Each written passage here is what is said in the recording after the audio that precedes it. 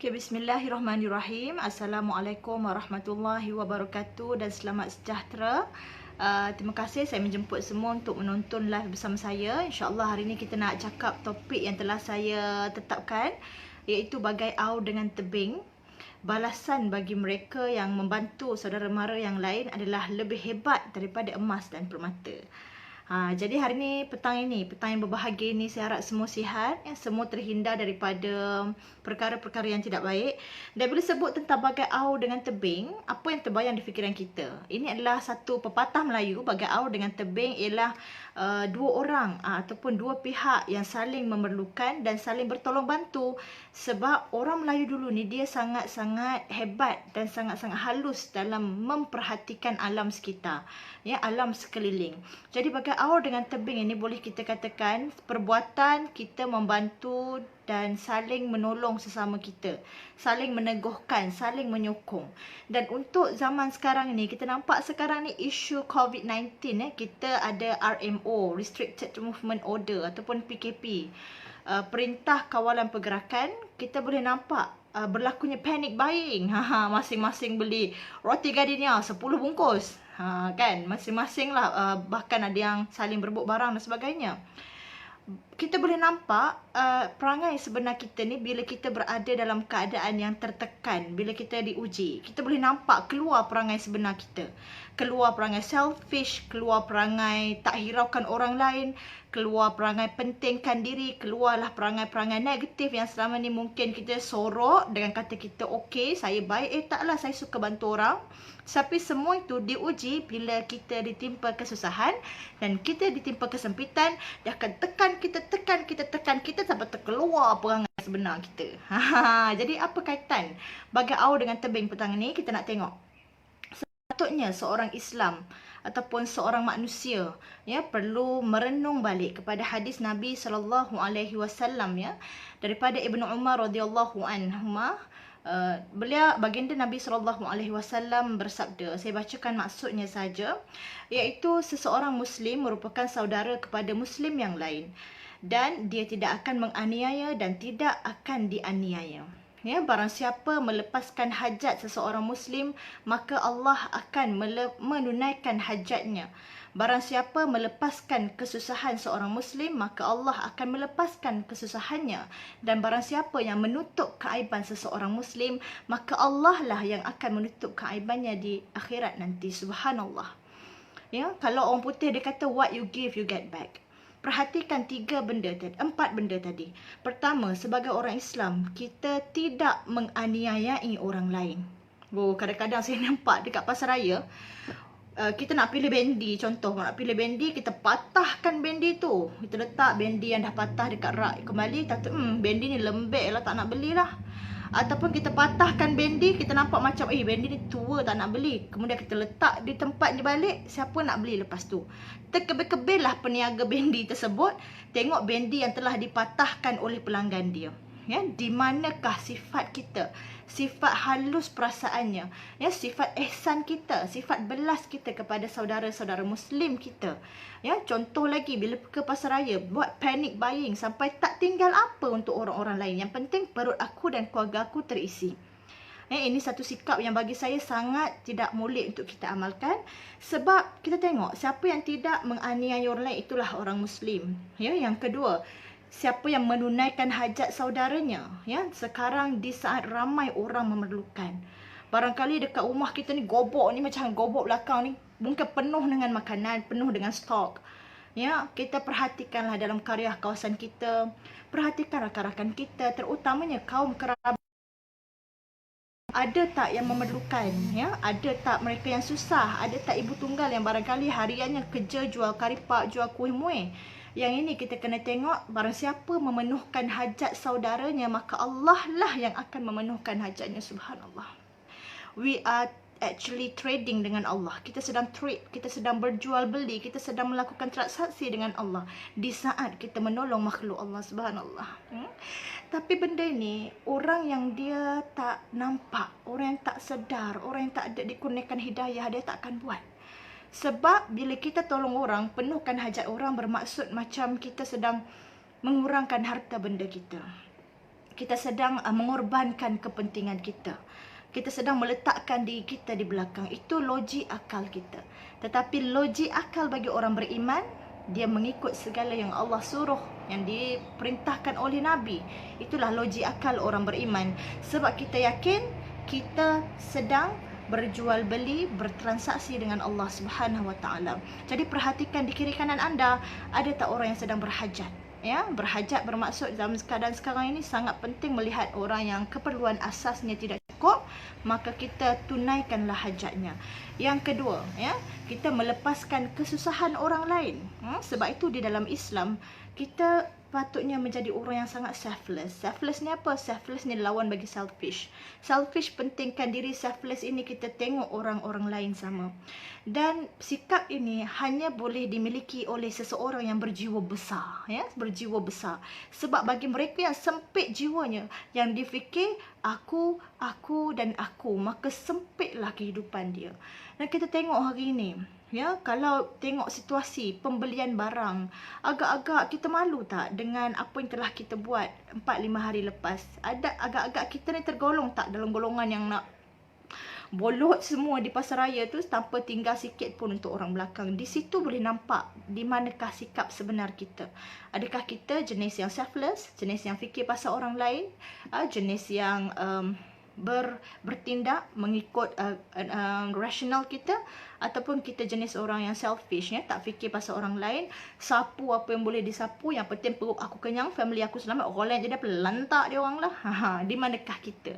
Jadi kalau kita sedar kita ni jenis orang yang tidak melepaskan kesukaran orang lain, kita ubah. Sebab apa? Sebab kalau kita ikut logik, memang, ya, bila kita buat baik kepada sesiapa, kita melepaskan kesukaran orang yang kita tak kenal. Kalau ikut logik, dia memang mungkin tak balas kepada kita. Contoh, kita tolong ibu bertunggal, tolong kepada orang Syrian contohnya, kepada sesiapa yang kita tak kenal, tolong kita balik. Ya, kalau ikut logik akal, memang kita tak fikir pun untuk ditolong kita. Tetapi kita kena yakin Allah lah yang akan menolong kita di saat kita memerlukan. Allah lah yang akan melepaskan kesukaran daripada kehidupan kita di saat kita dibelenggu dengan kesulitan. Jadi kita mengharap balasan daripada Allah dan kita buat kerana Allah dan untuk dekat dengan Allah. Nescaya kita diberikan satu kabel besar dalam hidup yang akan membantu kita di saat kita kesempitan.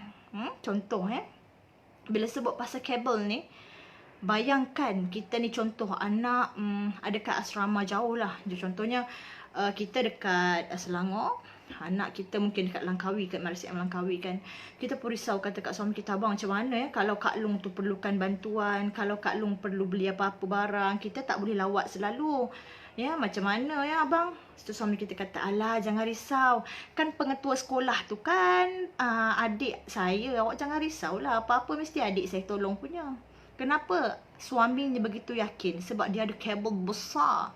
Pengetua sekolah, ia adalah dia punya adik, iaitu ayah saudara kepada anak dia. Anything happen, adik dia boleh backup. Ya, sebab ni kata kabel besar ni. Kita bila kita menolong makhluk Allah, menolong sesama Muslim, siapakah kabel terbesar kita yang akan menjaga nasib kita? Subhanallah, dialah Allah. Jadi jangan, do not hesitate, ya, jangan rasa teragak-agak untuk membantu orang lain. Ini untuk diri saya juga. Sebab kadang-kadang bila kita tengah kesempitan, di situlah kita sangat teruji. Ya, nak menolong orang kita fikir 2-3 kali. Ya, nak melepaskan kesukaran orang kita kata aku pun susah, macam mana nak tolong orang? Padahal bagi mereka yang berjiwa besar, kesusahan orang lain, ya, merupakan satu perkara yang menyakitkan untuk dibiarkan. Ya, mudah-mudahan kita dapat mengambil ibrah daripada hadis ini. Dan yang ketiga, siapa yang menutup keaiban saudaranya, maka Allah akan menutup keaibannya. Dan keaiban di sini, subhanallah, pada zaman sekarang ini kita nampak orang bercerita tentang silap, tentang salah, tentang dosa orang lain, bercerita, mencaci, menghina, macam yang memperkatakannya itu tidak berdosa. Kita bercakap tentang orang tu, memang dia bersalah, memang dia bersalah, memang dia kata pada ayat sekarang ni, kecam beramai-ramai. Di mana hak kita nak kecam dia? Sedangkan perbuatan kita tu boleh jadi membuka keaiban dia yang dia sendiri dah tutup. Tapi kerana kita merasa dia berbuat dosa kepada Allah, maka kita rasa kita dapat lesen, kita rasa kita layak, kita rasa kita boleh menghina-hina dia dan membuka, menyebar luas keaiban dia. Perkara ini perkara yang perlu kita elakkan. Ya. Contohnya macam sekarang ramai orang menyalahkan jemaah.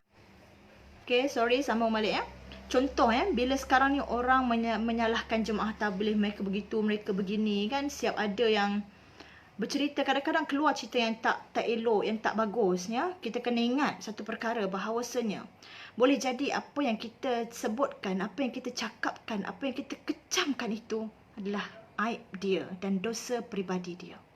Jangan sampai kerana geram kita, kerana marah kita, kerana benci kita terhadap situasi yang berlaku, menyebabkan kita buat dosa, menyebarkan keaiban orang lain. Ya, jadi berjaga-jaga. Jagalah sesama Muslim. Yang kedua, saling kita melunaskan hajat saudara kita yang mempunyai hajat. Yang ketiga, kita mesti melepaskan kesukaran orang yang sedang dalam keadaan susah. Dan yang keempat, tutuplah keaiban orang lain. Kerana bila kita buat semua ini, kita sedang berjual beli, kita sedang meletakkan kita punya pergantungan kepada Allah Subhanahu Wa Taala. Jangan mengharap balasan kepada makhluk, kerana makhluk juga macam kita, serba lemah dan serba terbatas. Tetapi bila kita buat kerana Allah, maka Allah lah yang maha membalas. Dan kita kena yakin Allah yang maha kaya, Allah yang maha mengkayakan, Allah yang maha pemurah, Allah yang maha melihat, Allah yang maha menilai. Dan Allah Subhanahu Wa Taala ialah Tuhan yang tidak pernah lalai dan tidak pernah tidur daripada setiap amalan yang kita lakukan. So jadi bagai aur dengan tebing, apa yang kita dapat hari ini, jadilah seperti aur dengan tebing. Kita saling menyokong, kita saling bertolong bantu. Jangan dihiraukan bisikan-bisikan yang datang untuk menghalang kita daripada membantu. Apa yang kita ada, kita saling berkongsi. InsyaAllah mudah-mudahan dengan begitu turunnya rahmat, berkat daripada Allah Subhanahu Wa Taala. Dan Allah dengan kasih sayangnya menghilangkan, mengangkat musibah ini daripada kita semua, insya-Allah ya. Jadi sahabat sekalian, saya doakan ya, mudah-mudahan kita istiqamah beramal dalam keadaan kita berada di rumah. Jangan ada yang amalan-amalan kita yang terabai ya, kerana ada banyaknya masa lapang, seperti mana Nabi SAW sabdakan, dua nikmat yang sering ya diabaikan oleh kebanyakan manusia, ya, as-sihhatu wal faragh, ya, dua nikmat, ni'matani maghbunun fihima katsirun minan nas, dua nikmat yang banyak diabaikan oleh manusia. Apa itu? As-sihhah, kesihatan, dan masa lapang. Bahaya tu ya. Sebab apa? Sebab bila kita sihat, kita pun makan macam-macam, buat kopi dalgona, cewa, saya tak kata salah, saya sebut saja kan, tak salah ya. Tapi jaga-jagalah kandungan gula yang tinggi kan. Kita buat macam-macam, kita kata ni aku badan sihat ni, makan pun tengah sedap, selera, tengok cerita macam-macam kan. Bila kita sakit, ya Allah, sakitnya nak solat pun tak larat ya. Solat pun kena duduk, solat pun kena baring, ya Allah. Kita pun kata dalam nanti bila aku sihat, ya Allah, aku nak buat amalan banyak-banyak ya. Tapi bila kita sihat, tu dia, tak tahulah kita buat ke tak buat. Itulah kita kata nikmat yang sering diabaikan. Bila kita ada, kita tak buat. Dan bila kita tak ada, barulah kita rasa kehilangannya. Dan bila Allah bagi sihat, buat apa yang kita nak buat. Itu ibadah ya.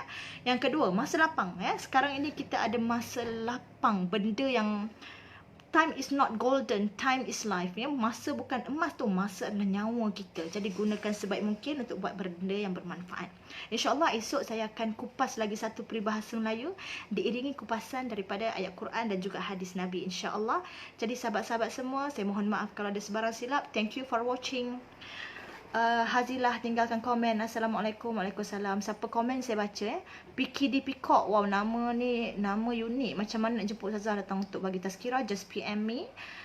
Thank you. Nur Syuhada, selamat kongsi. Jangan patahkan bendi, tengok kepala. Tu kalau petua, jangan patahkan bendi, sebab kadang patahkan ujung bendi tu kan. Jadi Kak Syuhada ni cakap jangan patahkan bendi, ada cara, itu tengok kepalanya. Mungkin boleh tanya beliau, saya pun tak tahu sebenarnya. Okey, jadi thank you kepada semua kerana menonton. Mudah-mudahan Allah berikan kita kelapangan masa pada masa lain untuk kita sama-sama berkongsi cerita, untuk bertazkirah dan sebagainya. Assalamualaikum warahmatullahi wabarakatuh.